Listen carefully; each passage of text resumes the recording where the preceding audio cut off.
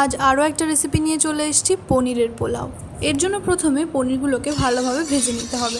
কড়াইয়ে তেল দিয়ে তার মধ্যে পনিরগুলোকে দিয়ে একটু লালচে লালচে করে ভেজে নিতে হবে। তারপরে কাজু কিশমিশগুলো একে একে ভেজে নিতে হবে ভালোভাবে। এরপর একটা পাত্রের মধ্যে বাটার দিয়ে তার মধ্যে একে একে গোলমরিচ, দারচিনি, লবঙ্গ, এলাচ, তেজপাতা দিয়ে একটু নাড়াচাড়া করতে হবে। তারপর এর মধ্যে পেঁয়াজ কুচি দিয়ে একটু লালচে লালচে হয়ে এলে তার মধ্যে গাজর আর বিনস দিয়ে আবারও নাড়াচাড়া করতে হবে।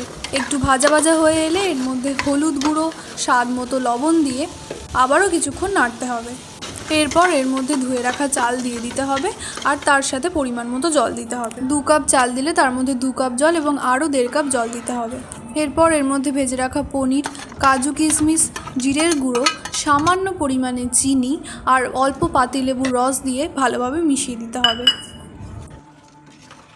এরপর আধ ঘন্টা ঢাকা দিয়ে রান্না করলেই তৈরি হয়ে যাবে পনিরের পোলাও। রেসিপিটা ভালো লাগলে লাইক, শেয়ার আর সাবস্ক্রাইব করতে ভুলবেন না।